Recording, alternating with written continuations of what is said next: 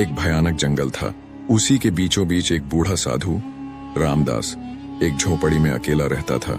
सालों से वही झोपड़ी उसका घर थी। उस रात बहुत तेज तूफानी बारिश हो रही थी। आसमान में बिजली गरज रही थी, जैसे कोई गुस्से में चिल्ला रहा हो। जंगल में हर तरफ अंधेरा और सन्नाटा था। रामदास दरवाजा बंद करके अपनी झोपड़ी में बैठा हुआ था, ताकि बाहर की बारिश और हवा अंदर ना आ सके। अचानक ठक ठक झोपड़ी के दरवाजे पर किसी ने दस्तक दी। साधु चौंका। इतने डरावने जंगल में इतनी रात गए कौन हो सकता है? हिम्मत करके दरवाजा खोला। सामने एक नवयुवती कन्या खड़ी थी। बारिश में उसके कपड़े पूरी तरह भीग चुके थे। हर लकीर, हर शेप साफ नजर आ रही थी। वो खूबसूरत थी और डरी हुई भी। साधु ने पूछा, ए कन्या, तू कौन है? इतनी रात इस जंगल में तू यहाँ क्या कर रही है? लड़की कांपते हुए बोली, बाबा जी, मैं पास वाले कामराज नगर की रहने वाली हूँ। मेरा नाम अनीता है। मैं बहुत डरी हुई हूँ। उसकी आवाज थरथर आ रही थी। कुछ लोग मेरे पीछे पड़े हैं। वो मुझे मारना चाहते हैं, मेरी इज्जत लूटना चाहते हैं। मैंने अपनी जान बचाकर यहाँ तक भाग के आई हूँ। कृपया मुझे बचा लीजिए। रामदास ने उसे अंदर बुला लिया। उसके लिए चटाई बिछाई और दिया जलाया। झोपड़ी में अब सिर्फ दिए की हल्की रोशनी थी और बाहर तूफान की आवाज। अनीता की आंखों में डर था। वो कांप रही थी। उसने कहना शुरू किया, मैं राजा विक्रम सिंह की बेटी हूँ। मेरे माता पिता अब इस दुनिया में नहीं हैं। उनके जाने के बाद लोगों की नजर मेरी खूबसूरती पर टिक गई। वो मुझे छूना चाहते हैं, मेरा शरीर अपवित्र करना चाहते हैं। साधु रामदास उसकी बातें चुपचाप सुनता रहा। उसे लग रहा था कि ये लड़की कुछ और भी छुपा रही है। क्या उसका यहाँ आना सिर्फ इत्तेफाक है? बाहर तूफान बढ़ता जा रहा था। झोपड़ी के अंदर सिर्फ दो लोग थे, एक बूढ़ा साधु और एक जवान कन्या। कुछ देर बाद अनीता बोली, बाबा, मैं बहुत डरी हुई हूँ। क्या आज की रात आप मुझे यहाँ रहने देंगे? रामदास ने उसकी तरफ देखा। उसकी आंखों में मासूमियत और डर दोनों थे। बूढ़े बाबा ने कहा, हाँ बेटी, आज रात तुम यहीं रहो। ये झोपड़ी तुम्हारी भी है। अनीता चटाई पर लेट गई। साधु रामदास उसे देख रहा था। वो खुद को रोक रहा था, मगर उसके मन में कुछ चल रहा था, कुछ अजीब, कोई हलचल, कोई बेचैनी। सालों से सोए हुए जज्बात आज रात अचानक जाग उठे थे। रामदास के दिल में एक अजीब सी हलचल मची हुई थी। जवानी का जोश और प्यार की एक अनजानी दुनिया, सब कुछ उसकी आंखों के सामने घूमने लगा। वो मन ही मन सोच रहा था, ये रात कैसे कटेगी? मैं खुद को कैसे रोकूंगा? उसने आंखें बंद करके सोने की कोशिश की, पर नींद आंखों से कोसों दूर थी। अनीता की भीगी हुई छवि बार बार उसकी आंखों में तैर रही थी। दिल की धड़कन तेज होती जा रही थी। इसी बेचैनी में सिसकियों की आवाज आई। रामदास चौंक गया। वो झटपट उठा और अनीता के पास गया। देखा कि वो लड़की रो रही थी। उसने नरम लहजे में पूछा, ए अनीता, क्या हुआ? तुम क्यों रो रही हो? लड़की ने कपकपाते हुए जवाब दिया, मेरे साथ कुछ ऐसा हुआ है जो मैं किसी को नहीं बता सकती। रामदास की आंखों में हैरानी थी। ऐसी क्या बात है जो मुझसे भी नहीं कह सकती?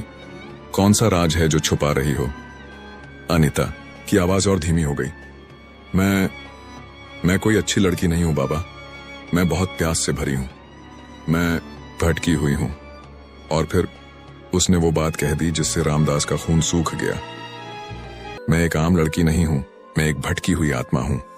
रामदास का शरीर कांपने लगा। उसके पैरों तले जमीन खिसक गई। आत्मा? ये क्या कह रही हो तुम? मैं कैसे मानूं ये सब? अनीता ने नीचे देखना शुरू किया और फिर धीरे धीरे अपनी कहानी बताई। बहुत समय पहले मैं रानी राधा थी। एक आदमी था अर्जुन। वो मुझसे शादी करना चाहता था, पर मैं उससे प्यार नहीं करती थी। उसने मुझे पाने के लिए काला जादू किया। मैं उसके जाल में फंस गई और वो जबरदस्ती मुझसे शादी कर बैठा, लेकिन मैं कभी उसकी नहीं हुई। उसने जब पहली रात मेरी इज्जत छीननी चाही, मैंने उसे रोक दिया। वो गुस्से में पागल हो गया और एक रात उसने मुझे मार डाला। मरते वक्त उसने कहा, तेरी आत्मा तब तक मुक्त नहीं होगी जब तक तू किसी पवित्र इंसान या साधु के साथ हम बिस्तर ना हो जाए। और बाबा, मैं तभी से जंगल में भटक रही हूं। ये सुनते ही रामदास का दिल और तेज धड़कने लगा। अनीता ने उसका हाथ पकड़ा। मैं झूठ नहीं बोल रही बाबा। अगर तुम आज रात मेरे साथ नहीं सोए तो मैं हमेशा के लिए इस जंगल में भटकती रहूंगी। उसके नरम हाथ रामदास के शरीर को छूने लगे। साधु का मन और तन दोनों हिलने लगे। मगर तभी बाहर से एक भयानक आवाज आई, जैसे कोई और भी वहां था। रामदास झट से उठा और झोपड़ी से बाहर भागा। बाहर घुप अंधेरा था। उसने पलटकर झोपड़ी की ओर देखा। अनीता चुपचाप खड़ी थी। अचानक एक काला साया उसके सामने आया। आवाज गूंजने लगी, मैं वही हूं जिसने इस लड़की को तेरे पास भेजा है। वो वही साया था जिसने काले जादू से अनीता की आत्मा को सालों से बांध रखा था। वो जोर से हंसने लगा और बोला, साधु रामदास, तुम अब मेरे जाल में फंस चुके हो। तुम बच नहीं सकते। रामदास ने गहरी सांस ली और शांति से जवाब दिया, तेरा काला जादू मुझ पर असर नहीं करेगा। तूने सोचा मैं एक लड़की की सुंदरता से भटक जाऊंगा? नहीं, ये मेरा रास्ता नहीं है। ये सुनकर अनीता की नजरें नीचे झुक गईं। उसकी आंखों में शर्म थी। साया फिर गरज कर बोला, तुम भी तो इंसान हो, तुम्हारे अंदर भी तो वासना होगी। तुम कैसे बचोगे मुझसे? साधु रामदास ने अपनी आंखें बंद की और फिर आसमान की तरफ देखा। कुछ पल शांत रहने के बाद बोला, मैं रोशनी का रास्ता चुनता हूं, तेरे अंधेरे का नहीं। अनीता की आंखों में आंसू आ गए। वो सोचने लगी, क्या मैं वाकई ये करने जा रही थी? क्या मैं किसी भले इंसान को अपने जाल में फंसा रही थी? रामदास ने नरमी से कहा, अनीता, तुम अपने अंदर झांको। क्या तुम यही बनना चाहती हो? मैंने कभी किसी स्त्री की ओर बुरी नजर से नहीं देखा। फिर तुम क्यों मेरी इज्जत छीनना चाहती थी? साया हंसने लगा, बहुत देर हो चुकी है साधु, अब इसका कुछ नहीं हो सकता। मगर अब अनीता की आंखों में एक नई रोशनी थी। उसने धीरे से कहा, मुझे नहीं पता सही क्या है और गलत क्या, मुझे बस मुक्ति चाहिए, शांति चाहिए। रामदास ने जवाब दिया, तुम्हें अपनी आत्मा के लिए नहीं, अपने वजूद के लिए लड़ना होगा। ये लड़ाई अब तुम्हारी है। अनीता ने गहरी सांस ली। अब वो डर नहीं रही थी।